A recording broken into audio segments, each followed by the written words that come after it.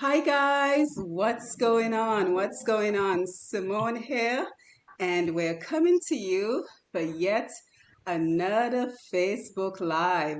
This time we have our International Nutrition Forum. So today we're going to have a simple conversation on simple ways that you can change your diet to ensure that you're eating a healthier diet because as we all know, summer is around the corner and a lot of us are trying to drop what everybody's calling the COVID-15, right? So a Yes. number a number of persons have gained some weight over the 2020-2021 period. So we are here to just talk about simple changes you can make in your eating habits to help you to lose the weight permanently. And we're coming on a little bit early today because one of our guests, Beatrice, who happens to be my cousin, is joining us all the way from the UK. So we had to come on a little bit early today just to ensure that we can accommodate her because it's quite late in the UK right now. So we have an international forum. We have Beatrice from the UK. We have Mr. Atherton Lathan from Canada.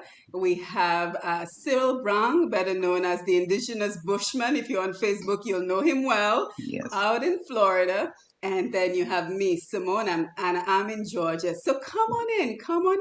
Let us know where you're joining us from. Let us know if you have any questions. We're looking forward to interacting with you, and we're looking forward to hearing your questions.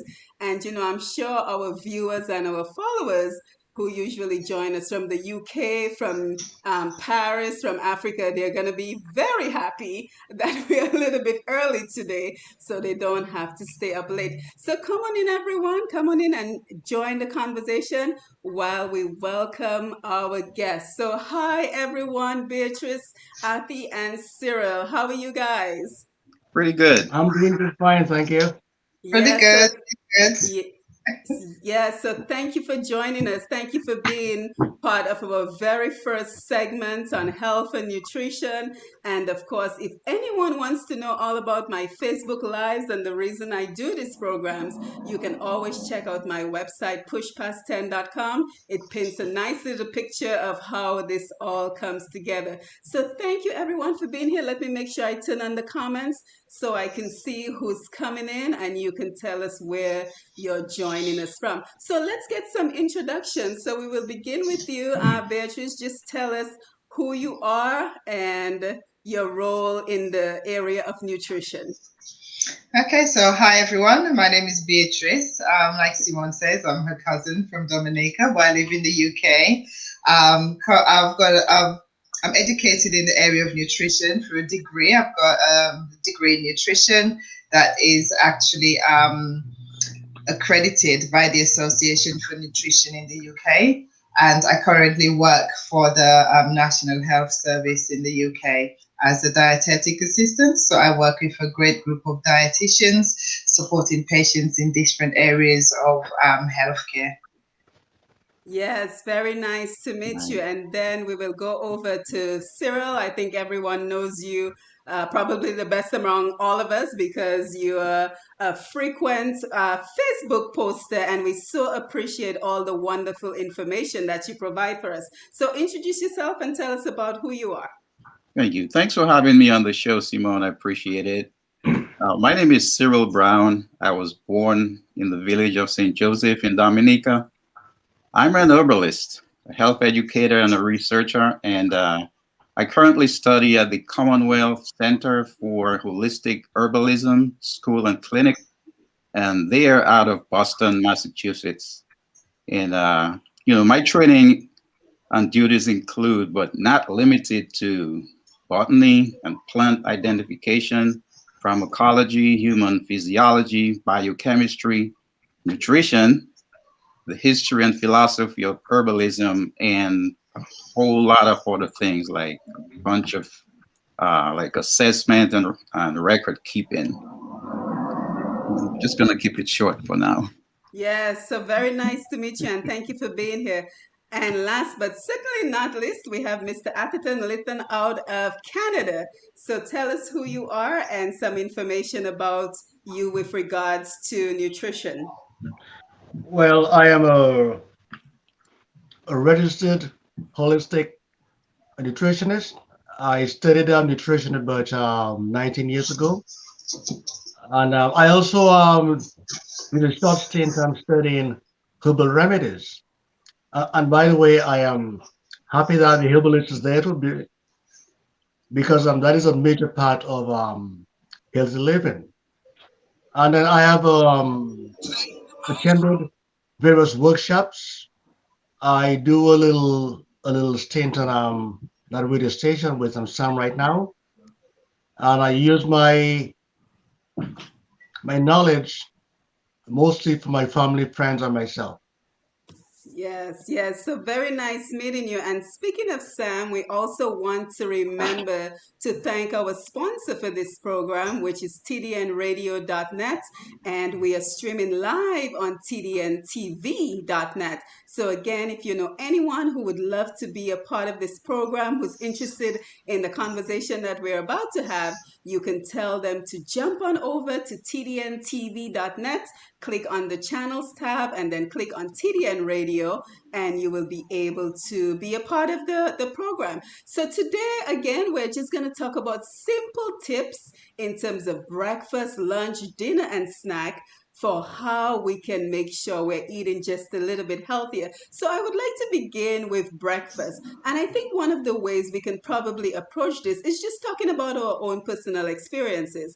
Because I think a lot of times when we start becoming too technical, people tend to zone out a little bit. So I want us to just start with the basics. So, for example, for me, I'm not a big breakfast person, but I know that it is supposedly the most important meal of the day. So I'm always sure to consume something first thing in the morning. So whether it's just a cup of, Cheerios, or how you call it, honey nut Cheerios. I like the honey flavor, and a cup of tea or a cup of coffee. That's usually what I have for breakfast. And I try to have something at least an hour after I wake up. So any thoughts on breakfast? Well, may I start? Yes, anybody can Yeah. jump in. I think of breakfast as breaking that fast from overnight. And when you break that fast, the first thing you do is to cleanse. I think it's a good idea to set, and the first thing you have in the mornings is something warm, preferably a cup of warm water. Say roughly half an ounce of lemon juice, a tablespoonful of apple cider vinegar, and about an eighth of a teaspoonful of Himalayan salt. You Mm, drink that, followed by another cup of water. I mean, that really cleanses you out. mhm. Within minutes, you'll be hitting the bathroom.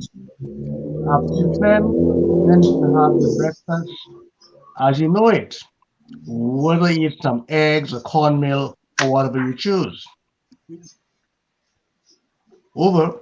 Oh, Oh, we're gonna have to find a way to signal that we're moving to the next person. So who else is prepared to chime in? yeah, I'll join in if that's okay. Now, what Atherton said. Normally in the morning, it's a good idea if you wanna before at least an hour before your breakfast to probably have like a plain glass of water. So I'm coming at a very different angle to you, Atherton here. So yeah, so it's just a plain glass of water is fine in the morning, and just your normal breakfast, what we normally have. It's a good idea to have like a slice of toast, for example, on wholemeal bread, and possibly some eggs.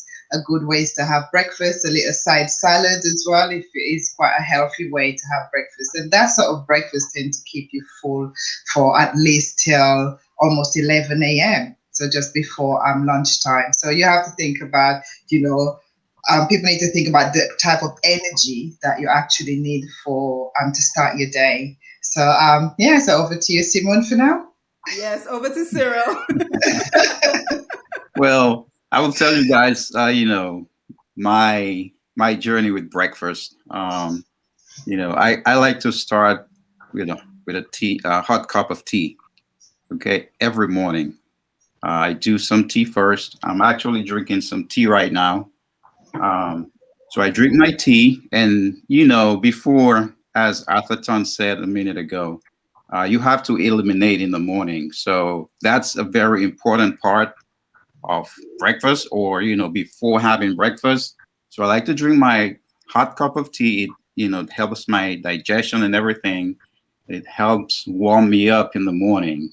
You know, and after I drink my tea, I would probably go for a salad with cucumbers. I love cucumbers and tomatoes, and just fill it up with herbs like chive, a little bit of onions, some parsley, get some olive oil, and a little bit of pink salt. Okay, I don't do table salt because the iodized table salt is very bad for your system. So I use pink Himalayan salt instead. Okay, it has less sodium in it. So I start with that, and I would probably have either some roasted plantains instead of bread, or boil some sweet potatoes, okay, to go with my salad for breakfast. And then after that, I can start doing water, but not right after, because it's really, and we'll get more into that, but it's really not healthy to drink water right after you eat. Okay. And as we go on, I'll explain a little bit more on that. Yes, certainly. And thank you for that information. And then the next thing I want us to look at are the mistakes a lot of us are making in the morning. Because I always say the morning sets the tone for your day. So many times, if we mess up on our eating plan in the morning, chances are we're going to be thrown out for the rest of the day. But I also wanted to acknowledge everyone who's joining us on Facebook Live. We have Fran, and she says ginger, or green tea. And then we have Tina Bell, and we have quite a few people who are joining us on the live. So we're very happy that you're here with us for our very first nutrition forum, International Nutrition Forum, because everyone here is pretty much from a different country, with the exception of me and Cyril, who are in the US. So thank you for being here. Don't forget to bring your questions, bring your concerns, share the live, and let us know how we're doing. Now, let's talk about Um, some mistakes that we are making in the morning. So anyone can feel free to chime in. What would you recommend that we do not do first thing in the morning? And I think one of the things that come to mind is the idea of having sweet cereals in the morning. So who would like to chime in? I will I go. will. I will go. Before we jump into that, I just want to say that there are types of eaters, right? And I found there are 6 types of eaters. Okay, you have like the emotional eater. That's the person who tend, to eat when they're happy or they're sad, right? Then you have the unconscious eater. They see it and they just eat it, right? They're very unconscious. Those are bad habits. Then you have the habitual eater. They exercise the same routine and eat the same foods daily. All That's right. me. The habitual. Then you have the critical eaters. Okay. They on top of every bite. They just gouge your food down. Okay. And they know the diet book and they've tried them all. Then you have the sensual eater. They enjoy trying new foods and enjoy foods with little thought. They just eat whatever. They just really love exploring food and stuff. And then you have the energy eater. They eat as many calories as they're burning. That's me. Okay. I burn every single calorie that I eat. So they grab healthier foods, but not realizing how much they're eating. Okay. So Mhm, that's me. I burn every single calorie that I eat. So I'm an energetic eater. mhm. Yeah, definitely. Yes, so I was just wanting to bring it on a different note here, because we're talking about food, and there are several different food groups, and the mistake that people tend to make is they miss out on some of the main food groups. groups. And one of the main food groups is that we do need some carbohydrates, and carbohydrates help to burn energy. And I know some people are against carbohydrates in the morning, but you do need some form of energy in the morning. And it's not always you're going to get it from maybe, if some people might make a smoothie, and some smoothies are healthy and some smoothies are way too rich in sugar. But I think we do need to think that in the morning, having a cereal or a breakfast that's got sort of like a whole bran, for example, or whole grain breakfast would be quite healthy, because whole grains also help to eliminate waste from our colon. So we do need to think about not eliminating complete food groups when we do think about breakfast, lunch, dinner, and snacks as well. So we need to remember those things. So you have your carbohydrates, you got your proteins, you got healthy fats, and those things are really essential parts of our diet. So they shouldn't be completely eliminated from the diet. And while I'm on that subject, Cyril, I just wondered if I can ask you a question, because you mentioned earlier about not having like iodized salt. So I just wanted to find out more about your research on that, because from the research that I know, salt has been iodized, particularly in some parts of the world, to basically support people who suffer with goiter, for example. Mhm. And the iodized salt really was fortified in many countries to basically support a lot of like certain populations with those things. So I just wanted to find out why you would advise someone not to have iodized salt. Yeah, well, the thing is not to advise them to not have it. Okay, it's preferable to do the pink salt instead, because it has less sodium content, and through my personal experience with both table salt and the pink salt, I found that the pink salt is better on my digestive system, and as far as especially when it comes to high blood pressure or just your blood pressure, the table salt, iodized table salt, tend to raise your blood pressure quite a bit more than the pink salt would, and that's with my personal experience with salt. And Yeah. Afi, do you have anything that you would like to add? You Yeah. will. I would like to add something that both said. One of the problems that people have in the morning is that some people tend to have cold drinks in the morning, bad way to start your day. But to add to what the lady says, iodine is added to salt because, especially in the US, there was an area called the goiter belt. Women were suffering from goiters in an area, so they added iodine because the soil was deficient of iodine. But to the herbalist, the reason why the Himalayan salt is a lot better is because it is not as processed as a table salt. Table salt is simply um, sodium,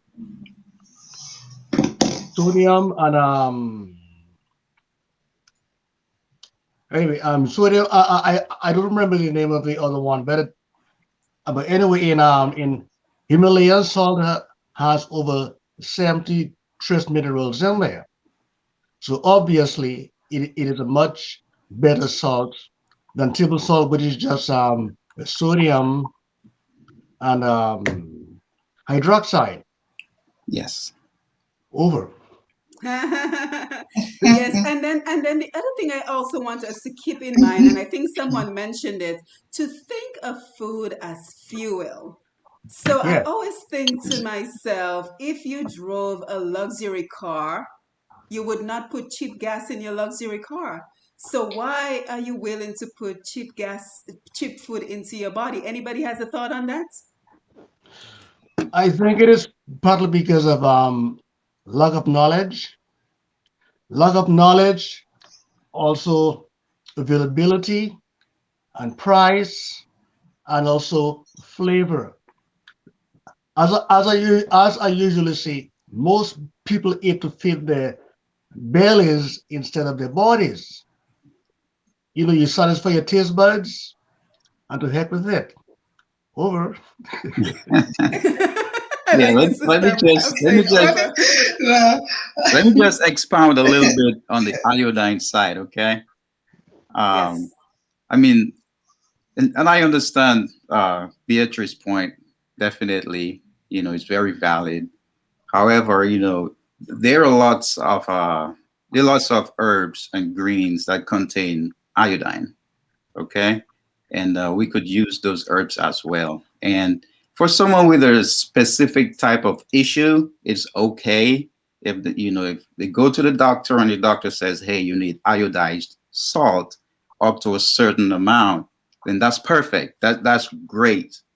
Okay, so we're not saying, "Hey, you just need to eliminate the iodized salt," but there are alternatives. Okay, and you have like whole grains. Whole grains have iodine. You have green beans. You got kale, spring beans, watercress, strawberries, organic potatoes with the skin on. All those are foods, are natural foods that are very high in iodine content. Okay, so we just have to know, and as Atherton said, sometimes it's a lack of knowledge, it's a lack of knowing, you know, what is out there and what has um, the nutrients that we need versus, the processed foods containing those nutrients as well. So it's a balance. Okay, we just have to learn how to balance things out a little bit.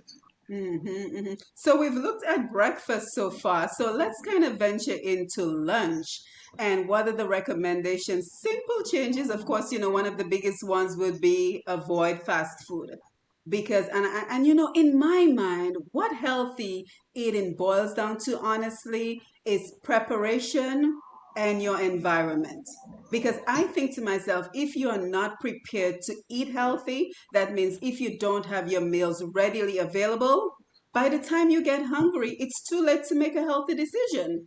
So let's talk in terms of preparing, being ready for our meals, and the environment. And when I say about the environment, I'm talking about keeping high fat snacks in your homes.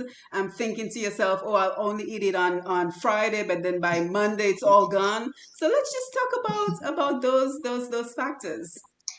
yes, so I'll just start if that's okay, guys. Mm-hmm. Yes, so with the lunchtime, it's a better idea if someone's preparing the lunch to have like a high carbohydrate meal at lunchtime, and always to sort of like have proteins alongside, and to the way we advise patients here is that you have a quarter plate of carbs, a quarter plate of your protein, and half a plate of vegetables. So you divide your plate half, and you cut half of that in half again. So you have your two quarters. So and then so you have to make sure that you're having your proteins, you're having your carbohydrates, and you're having your vegetables as well. And within your vegetables, you can add healthy fats such as olive oil, because we do need fat and we shouldn't be fat phobic, because fat is actually good for us. Our cells are surrounded by a cell membrane, a lipid membrane, which is fat. So we actually do need healthy fats.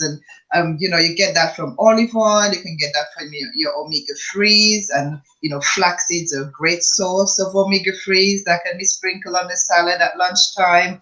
And also, it's nice to add some pumpkin seeds, some linseeds to your salad as well at lunchtime. So having a healthy, balanced lunch that's you have where you have your carbohydrate, proteins, and your salad is actually quite sustainable for most people if they do think about portion sizes. Because the mistake that many people make is their portion sizes are too big.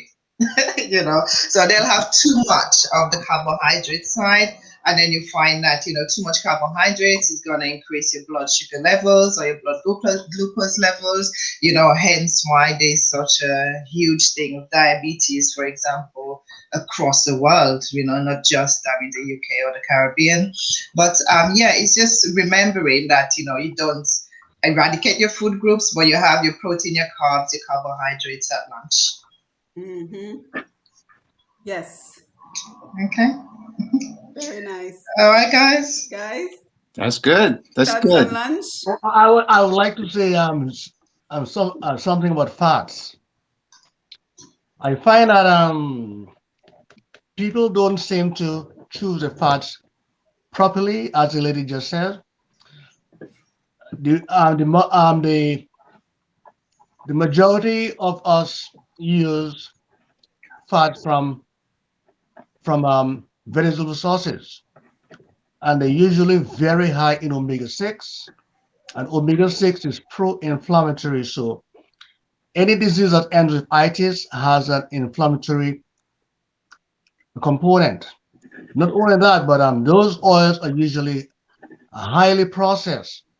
Not only that, the omega-6 there is going to get you sick, but the oil is already rancid even before it is bottled. Of course, the oil is treated to get rid of the rancid taste. But all the same, that oil has already been spoiled. And if you notice, oils that are of any quality are usually in dark bottles, and you're advised to Mm-hmm. buy smaller bottles so that way they can be used, say, within weeks, because every time that bottle gets opened, it gets oxidized. So you buy small bottles and you keep them in dark places and also cool places over. Yes, yes. Cyril, you have anything to add? Because the questions and comments are coming in on Facebook, and I want to make sure we engage the audience. So Okay. let's see what you have to add. And then a very good point came in on the Facebook Live I'd like to share. Sure, no problem. Yeah, lunch. Beatrice made some awesome points about, balancing out your carbs and your protein and everything else. And a lot of us are familiar with, crashing after lunch. When you Mm-hmm. eat, you crash, right? And I'm trying to figure out, like, why are people crashing after they eat? Because food should be fuel to you and not something to take you down, right? So, and like Beatrice said, your carb intake should be balanced, because if you're taking in more carbs, which is fuel, okay, your body turns that into fuel. If you don't burn those carbs, you're gonna crash after you eat lunch. You are gonna, go to sleep. You're falling asleep at your desk. You're wondering why you're so sluggish, right? So again, it needs to be balanced out. You need some protein, you need carbs, and don't eat a lot of carbs if you're not going to burn the fuel. Okay, don't take in fuel that you're not going to burn. You have to burn it out. Otherwise, you will fall asleep at your desk. You'll get fired from your job. Just wanted to Yes, make that yes. point. Yes, great point. So here's what Fran has posted.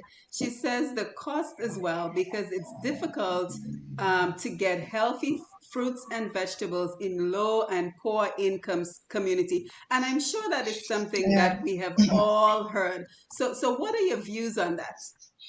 And for people in poor areas or low income families, frozen vegetables are just as good as the fresh Yes, vegetables. And yes. also canned fruits that are not in syrup, as long as it's in its own natural juice, then it's also quite okay for people to consume. So it's just look for those sort of options when you do shop. And on canned fruits, for example, you're looking at the sugar content of the fruits, but you just need to read the food labels on the back of the cans, and you'll be able to see the sugar content. If the sugar is high up on the list on the back of the can, it's the first thing on there, it's going to have quite a lot of sugar in the actual can. But if it's lower down on the list, then it's quite healthy to consume. But frozen is just as good. Mhm. Frozen strawberries is really good because we know strawberries is high in vitamin C, and it's a great antioxidant. So we're looking at consuming 5 portions basically, according to the health organizations. Here is 5 portions of fruits and 3 portions of fruits, 5 portions of vegetables a day. So you're just looking to make sure you consume the right amount of fruits, and having a mixture of different things is quite good. Variety is quite good. Any other thoughts? Eat Yeah. in your colors. Yeah. Yes, Afi. Okay. I was going to say that although frozen fruits and veggies are good, but I think of them as a compromise because compared to fresh fruits, the frozen ones are usually blanched before the package. By blanching, they dip them into hot water, so they can kill any bacteria or microbes in there, and they flash freeze them. But one of the benefits of raw foods is the enzymes, and heat kills all enzymes. Anything hotter than, say, roughly 118 degrees Fahrenheit, and that is only warm water. So if you cannot afford fresh fruits, buy the frozen ones, but be aware that you're losing a little. Over. Yeah, so I think it's a nice compromise because even if you're unable to find the fresh fruits and vegetables in your area, maybe the frozen one may not be 100% to your benefit, but it's better than not having any fruits and vegetables. Yeah, just to That's right. comment on that, a lot of people think frozen or canned tend to be bad, but they're not necessarily bad. For example, apples. Let's look at apples. Apples are picked and they're actually kept in storage for quite a number of months before they actually make their way to the grocery store. So you find by the time it actually hits the shelf in the grocery store, it stays there for however long before you buy it. It's lost a considerable amount of its vitamin C. So you might think that you're getting quite a lot of vitamin C from a fresh apple, where in fact you wouldn't be getting that. You'd be getting more vitamin C from a strawberry that's been picked and frozen straight away. So you really don't need to think about how foods are prepared, how they get to the store, the length of time they go into storage, and the effects that storage can have on certain fruits and vegetables. For example, if you look at tomatoes, for example, canned tomatoes is richer in lycopene than you'd find a fresh tomato in the shop because it's picked, canned straight away.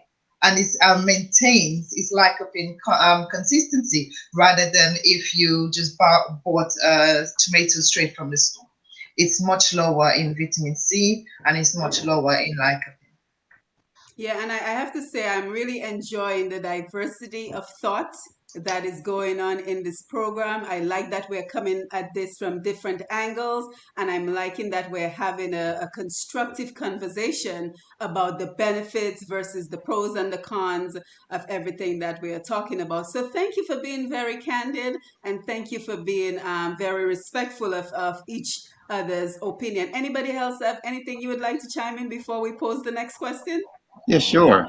As far as the question was asked, since cost is a factor for a lot of people in certain communities, how easy, okay, or is it easy to find, fresh fruits, fresh vegetables, fresh baked bread and stuff like that. So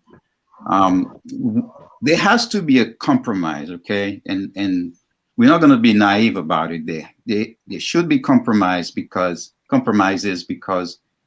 everyone doesn't have $50 to go spend on a bunch of fruits and vegetables, okay. And Beatrice made a very interesting point as far as the fresh fruits and vegetables go, because just from my personal experience as well, sometimes you buy what we think is fresh fruit and you put it in your fridge or your counter, and in a couple of days it's beginning to turn. Okay, it's beginning to spoil and stuff. And I think what she was pointing towards is that in the can, also I don't advocate eating canned foods, but with people with a very low budget, okay, I mean that's what they could afford, and we can't bang them on the head for eating canned vegetables and fruits because that's what they could afford. Okay, so the fruit is canned or it's packaged in a box or a glass bottle or whatever, and there is stuff added to it to preserve it, and they could get to eat. At least they get into eat. But sometimes the fresh vegetable, you put it to sit and it spoils. It starts turning yellow and brown and red, and then you have to throw it away. Versus if you had just bought it in a container, you would still have some food to feed your family. Afi, do you want to chime in? Yeah, I would like to say that the price of fresh foods vary with some seasons. When Mm-hmm. foods have been seasoned, they're usually cheaper. For Yes. example, it is not mango season now. You go to buy mangoes, it could cost you over the $3 or $4 per mango. Yep. Yep. You know, Absolutely. Mm-hmm. instead buy oranges or apples. Anything that is in season is usually cheaper.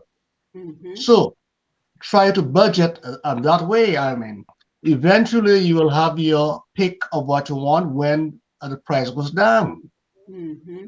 And I think that is Over. a very valid point because, maybe we should be planning our meals surrounding what is in season.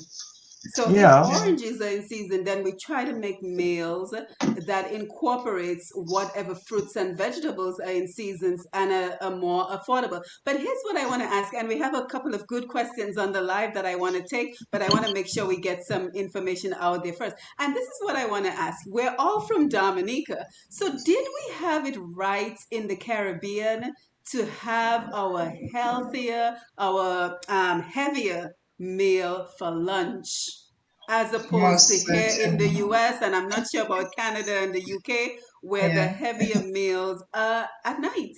So do Yeah. we have it right in the Caribbean? Certainly do. We certainly did. Even growing up as a child back in Dominica, people used to think, okay, well, you was a bit poor, but it wasn't about that. It was that you had natural grown, fresh produce every single day and homemade stuff. So, yeah, it was quite nice to have your heavier meal at lunch. And then you always had a lighter meal at dinner. So when I talk to my kids about when I was young, my granny used to do us breakfast. I would go to school. Then you have your big lunch, and you come home and you have like an afternoon tea. And they were like, "What afternoon tea, Dominica?" I go, "Yes, we did."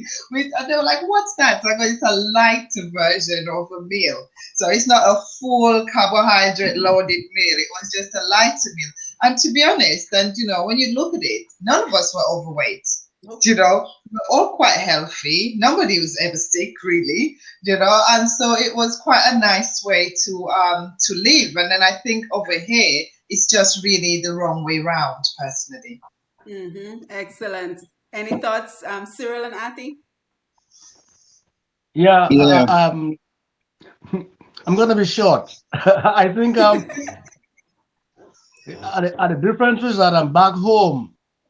We had our lunch at home. So Yes.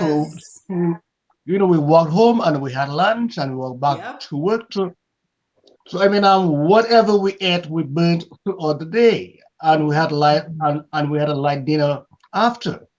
Mhm. That's my Yeah, take. and that goes to Cyril's point that you should not be consuming it if you don't plan on burning it. Cyril? Exactly. Exactly. Mm-hmm. Mm-hmm. And to add, Absolutely. I'm second, but to add to what Cyril says, I always say that you either burn it or you wear it. Yes, that's a good You way Yes. know, of looking at it. and carbs are high energy foods. I mean, Mhm. if you do sedentary work, why are you eating like a footballer? You see? Yeah. Yes. Yeah. See, for Exactly. me, I consume a lot of carbs. Mm-hmm. A lot. Mhm. I make pop shoe all the time. I love green bananas. I love cassava, dasheen, and those things. But see, but my metabolism is very rapid, and I'm a martial artist, so I could consume a lot of carbs because I burn every single carbohydrate that's in my body. See, like Arthur said, if you're sedentary, if you live a sedentary lifestyle, leave carbs alone. Don't But touch it. Cyril, some of the carbs that you mentioned, the prebiotic foods. I mean, your body, if your body doesn't digest it, it will not grow on you. Yes. So you have many prebiotic foods in your diet that are not affecting your body weight. Yeah, the thing about Cyril just spoke about is the type of foods you talk that you're eating. They tend not, for me, they're more like starchy foods, which is they're still a kind of carbohydrate, but they're more on the starchy side, which your body uses very differently to certain types of carbohydrates. For example, like rice or pasta or bread, your body uses those type of of carbohydrate foods very differently. So I think the foods that you're talking about, like eating a bit of cassava, a bit of banana, your body burns that very, very quickly.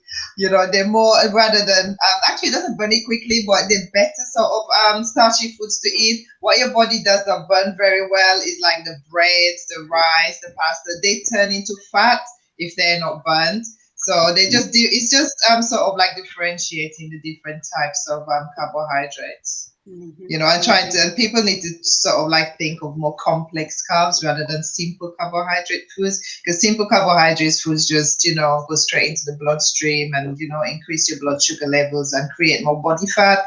But complex carbohydrates tend to be more loaded with fiber, so they tend to be better for you in that sense. Yes. And I want to ask the all important question, because the number one reason most people admit to not eating healthy is because they do not have time, right?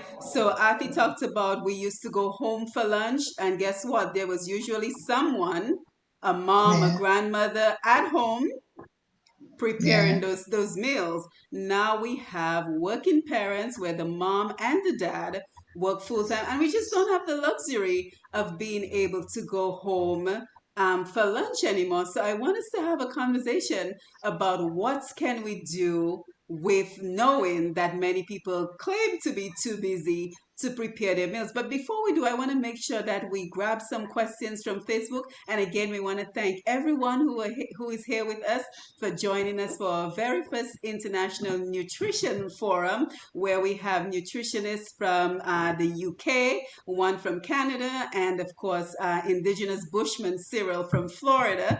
And we are all sharing on the important topic of simple ways to eat healthy, especially with summer around the corner and we're trying to get the summer bodies ready. So just here to inform you on simple ways to eat healthier and lose weight permanently. Now we have in the audience, we have Marshall who says, greetings. What can you say about constipation, causes and cures? So that's a great question if anybody wants to take that one on. I'll jump in. I'll Yes, jump please in on do. that one. That was actually I don't want to say popular, but a lot of people suffer from constipation. You know, but one thing to keep in mind, if you're constipated, you know, don't, first of all, do not just, you know, go take a laxative. Okay, that might not be the first move you want to make. Okay, you want to stay hydrated. First of all, you want to drink a lot of water. Okay, you want to do a lot of vegetables like cucumbers, okay, coconut water that keep you hydrated, okay. You want to do fiber, and you want to exercise. You want to exercise a lot, but stay hydrated. And you know, when you go to the toilet, try not to strain, because you could definitely hurt yourself if you strain. Okay, that could lead to hemorrhoids and stuff. So stay hydrated, exercise, get your blender out, get some cucumbers, get some parsley, put it in there, put some apples in there, blend it up, or put it in your juicer, and drink that. Stay hydrated and do a lot of fiber. Okay, you need fiber. Okay? Yeah, excellent. Anyone else? Yeah, I agree with Cyril's points. They're great points. But another thing that's quite high in fiber and really good for constipation is prunes. So if you're not shy of eating a few prunes, if you're constipated, about 4 to 5 prunes a day is quite helpful to relieve constipation. But if you're gonna eat prunes, you do need to maintain at least 1.5 to 2 liters of water a day. So hydration, like Cyril said, is quite key to help resolve constipation and the fiber. Because fiber, you obviously don't absorb fiber in your colon, but fiber is used to help to pass out any waste. So it's really good key what Cyril has mentioned. The parsley is great, as well at helping with constipation. Yeah, and before Artie chimes in, let me just say I can attest to exercise because I'm a runner and it works miracles. So Yeah. if you're really constipated and you're looking to, get that stuff out of you, I would highly recommend exercise. Artie, you have anything to add? Yeah, great points. Great points from both of them. I would just like to add a fiber that really works well. It's psyllium, and psyllium really bulks up and it just pushes everything out of the colon. But be mindful that because it swells up, you need to drink a lot of water, otherwise you will be constipated again. But it Yeah. really works. Mm. It really works to push everything out. And if you want to, something else that works also is adding bentonite. Bentonite is just a volcanic ash that absorbs a lot of it. It absorbs a lot of moisture. I think about 100 times its mass. So if you mix bentonite powder with the psyllium and you ingest it, you drink at least your recommended 8 glasses of water a day at least, and that will really cleanse you out. Mm-hmm, But mm-hmm. exercise and fiber from foods, as the other two mentioned, are very important. Yes, excellent point. Excellent point. And of course, we just want to remind everyone that everyone here has a background in nutrition, with the exception of me. And we are not medical doctors, so we are not providing medical information. We're providing information on nutrition, what works for us in particular, and what has worked in our own practices. Now we have another question. So, guys, thank you for chiming in with the questions. We truly appreciate it. We have Chris Laville, and he says, what are your food option recommendations for people who may suffer with gastritis and indigestion? So, who would like to take that question? I'll take it. I'll Thank go you. first. Great question. Because what we have to understand is that digestion starts in the mouth. Okay, it starts in the mouth. So the first thing you want to do is chew your food properly. Okay, chew your food, chew it, so the rest of the digestive system doesn't have, a lot of work to do, or most of the work to do. Okay, you want your food to get digested properly, so you chew it well. Don't just bite and swallow. Okay, now bitter herbs. Okay, bitter herbs can actually stimulate our brain to release digestive hormones. Okay, so if you suffer with indigestion, before you eat, okay, about 30 minutes or so before you eat, okay, you wanna eat some or drink some bitter herbs. Okay, you could do mint, not very bitter, but it's on the bitter side of things. Pumpkin, most people know it as cerasee, aloes. Okay, those will help with your indigestion problem. So do that before you eat, about 30 minutes before you eat. It stimulates the brain and it releases those digestive hormones. Okay, and then you eat your food. But please, I cannot stress that enough. Chew your food properly. Chew your food properly. That will help. Yes, and what about the idea of folks who like to eat and then lay down? Oh, Especially when you've had a long day of work and all you want to do is go home, eat that very heavy dinner that we just talked against, and then lay down and watch TV. How does that relate to indigestion? That's probably about the worst thing you could do, right? yes. Well, Hmm. first of all, it's bad.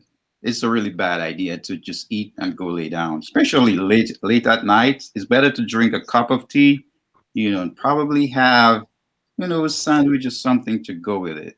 Because what happens when you eat, your insulin spikes up. Your insulin level spikes up. So you don't want to go to bed with a high insulin spike. That's just really bad for you, Hmm. for one. Hmm. And then you were sleeping with a full belly. Uh, your body, when it's asleep, it has work to do while it's asleep. And one of the tasks that you don't want to give your body is to digest a heavy meal because it has other things going on while you sleep. So it's just really bad to do that. Hmm. Yeah, your body burns a lot of energy during sleep as well. So, sleeping on a full stomach, really, there's no scientific thing around it to say that it's not a good thing to do or it's a bad thing to do. It's not scientifically proven, but I think it's just for comfort reasons and also for health reasons. For healthy reasons, it's not good to really eat straight before bed. It's best to eat a couple hours, allow your food to digest before you go to bed, and possibly have a warm cup of peppermint tea or chamomile tea or herbal tea or something, something warm before bed. But yeah, I've not found any scientific reasons to back up eating and lying down that is a bad thing for you. It's just a comfort thing. It's gonna make you feel uncomfortable. Because Hmm. your stomach's gonna feel heavy. But then your body needs to digest that food, break it down so it can be used as fuel. So eating before bed is the only reason is really is how it's going to deal with that amount of energy late at night. You're gonna put the weight on rather than lose the weight. Absolutely. Ati, you have anything to add? Yeah, I would like to add some to to what Cyril said about gastritis. He says that chew your food properly. That is what we should all do when we eat because Hmm. digestion only happens on the surface area of what you swallow. So if you don't chew it until it is a mush, you have bits of food in your stomach that cannot be digested. I'm talking of going to bed on a full stomach. You need your body cleanses while you sleep. If you have to digest food, it doesn't it doesn't have the option of doing both at the same time because it has to digest that food first and cleansing will stay behind. You might wake up in the morning feeling very fatigued now because your body had not gone through the course that it should have done overnight. Over. Yes, yes, excellent point, excellent point. And you see, our time is quickly coming to an end. So, of course, we're going to come back with more on this International Nutrition Forum. So, I'm hoping that each and every one of you will be able to join us again because we've only started the conversation. I mean, while we are speaking, I'm thinking of a million other topics that we need to cover, such as myths in terms of diet and exercise. And I'm talking about a walk down the grocery store and how we need to read the labels and I'm thinking of so many other topics. And I'd also like for you to suggest topics as well. So I'm hoping that this new segment of our programming that we can offer it at least once a month just to keep our audience informed. So the one question that we haven't considered while we've been talking is the importance of planning our meals. So let's just kind of talk about that because I think that a lot of times, if you don't plan your meals and you wait until you're hungry, you're more likely to choose a poor option such as McDonald's. And the thing is, I work as the director of coaching and lifestyle management at a telemedicine company, and that is one of the things I highly recommend. If you work in an office, you have to take your lunch with you, or else the minute that you're hungry, you're going to go around the corner to McDonald's. So let's just have a conversation about the importance of prepping your meals, whether you work at home or you work outside. Yeah, it's really important to prepare your meals before you go out to work, or so that when you come home, you have proper meals to eat. While you're at work, you have healthier meals to eat, and that way it prevents you from snacking on healthy options. It's good to bring healthy snacks, some fruits, some carrots, hummus, cucumbers as well with you to work, so that you have healthy things to snack on. Because when, like you said, like you rightly pointed out, Simone, is that if you're hungry, you will go and eat whatever is available because it's convenient. But convenient does not necessarily mean it's going to be the healthiest option. So it's good when you do your grocery shopping, you think about how you're going to be eating throughout the week. So you plan your meals for the week. And you cook in advance. You can freeze your food as well, so that you have food to eat while you're at work. When you come home, there's always food to eat as well. And also not buying the cupboards that's full of biscuits, snacks, and whatever, all the unhealthy snacks, because you will go and you will eat those things definitely. So it's best to just sort of like plan in advance and prepare is always great. If you, like I said, I think there's a saying that goes, if you fail to prepare, you prepare to fail. Yeah, absolutely. Yeah, absolutely. Anyone else? Yes. And, at the beginning of the presentation, we were discussing certain things. And, I did mention, the 6 types of eaters. Okay. So great points there, Beatrice. However, we do have people who just will not listen to reason. Okay. When you come to planning your meals, you're like, I'm going to work. I don't have time in the morning. And that's another thing we should discuss, time. I don't have time in the morning. However, there are foods you could prepare at night. Yes. That's why I say you freeze, you cook and freeze. Yes, you could prepare some things at night, and in the morning you just make a cup of tea and you get out the house. Okay, so preparation, and again, it takes not just time, but it takes discipline. Discipline. You got to have that discipline, and if you make up your mind, you are going to prepare your meals before you leave the house. You can do it. You just have to prepare yourself. Absolutely. Ati? Yeah, I mean, I think it's if you are a conscientious eater, I think you can get good food out there for lunch. But the one thing is that it is going to cost you more. Yes. Yes.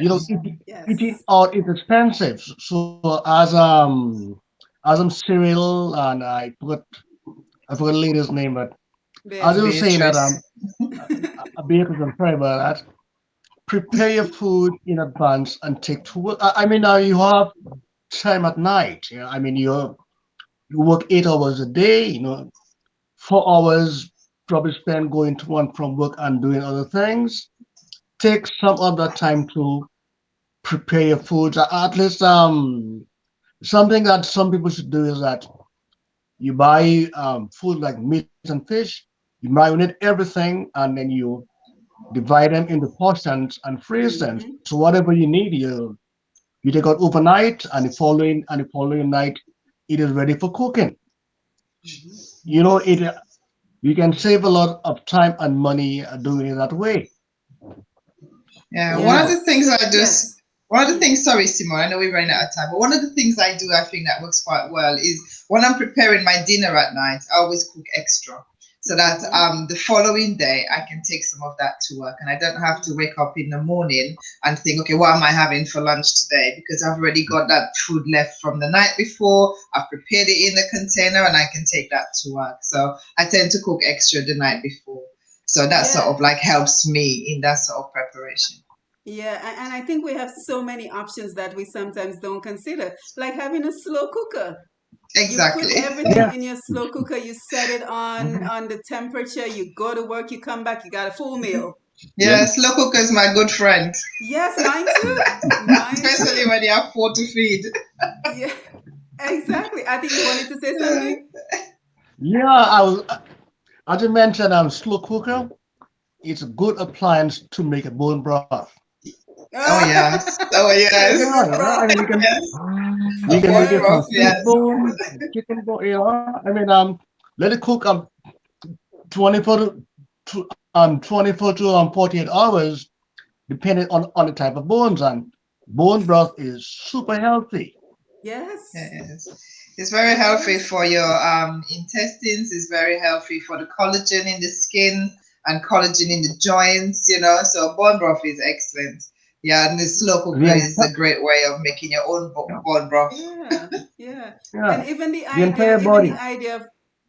even the idea of thawing out your meat, because normally for Sunday dinner I thaw out my meat from Friday nights. So by Yeah. Saturday it's completely thawed out. I can give it a nice seasoning, lots of bush seasoning, bushman. I make sure I put my bush seasoning there, parsley, thyme, Yeah. cilantro, and then I stick it in the fridge overnight again Yes. for Mhm. Sunday, and it boils down to what Cyril said. It's about discipline, Hmm. right?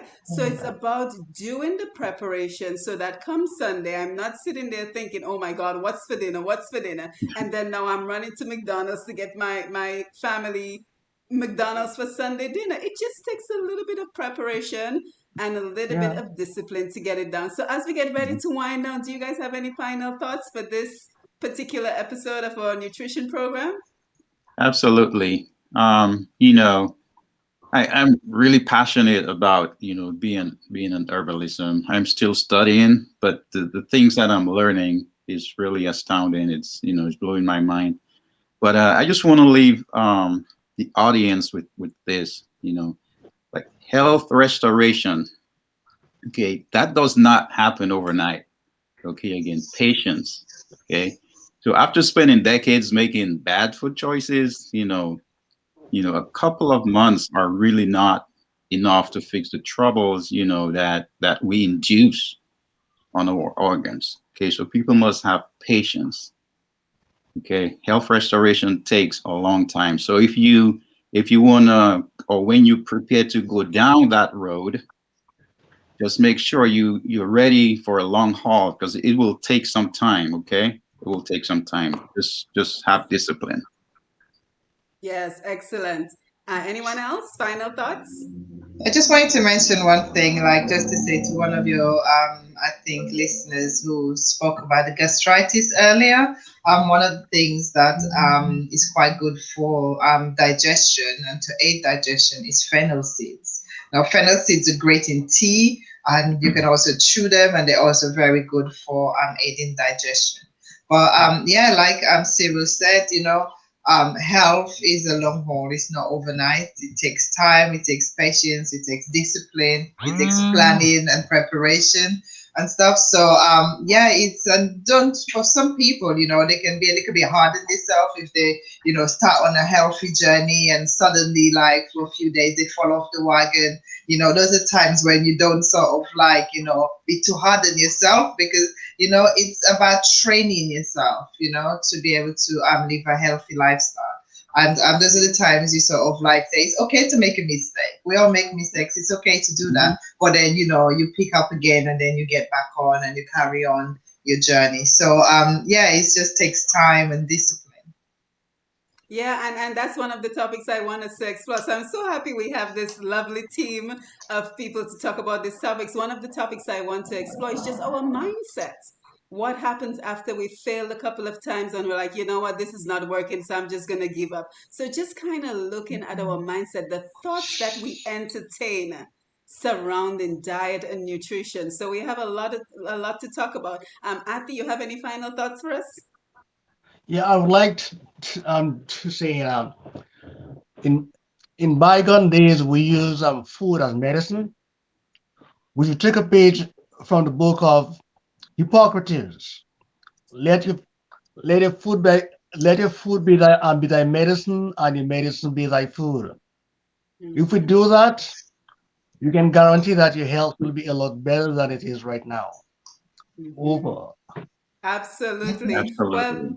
Well, thank you, everyone. Thank you for being here for our very first International Nutrition Forum. We had a nutritionist from Canada, one from the UK, one from Florida, and of course, I'm Simone, and I'm very happy that you were able to join us for our very first International Nutrition Forum. And you can expect a lot more programming such as this. So we will be covering a multitude of topics, including health and nutrition and careers and family and education, lifestyle, and entertainment. So, of course, if you would like more information about these Facebook Lives and everything that I do, you can visit my website, pushpast10.com. So that is PUSHPAST, the number 10.com, for so much more information. And I'm so happy that you're on this journey with us as we continue to celebrate who we are as immigrants, as people of Caribbean and African heritage. So I'm very happy that we are on this journey together, and we'll continue to go around the world and to just celebrate all that we are and continue to celebrate our businesses, our products, and our organizations. So if you have a business, if you have an organization, a product that you would like to promote, you can contact me at pushpast10@gmail.com. So that is PUSHPAST, the number 10.com, as we continue to just, promote and celebrate each other, because guess what? Nobody else is going to do it for us. So we have to make sure that we are taking care of each other. So I want to thank you again for being here. You can expect a whole lot more from us. So please be sure to follow Push Past 10 if you haven't already done so, and click the notification button to know the next time that we will be on here for yet another Facebook Live production. So again, thank you for being here, and you have yourself a wonderful evening. Take care. Was my pleasure.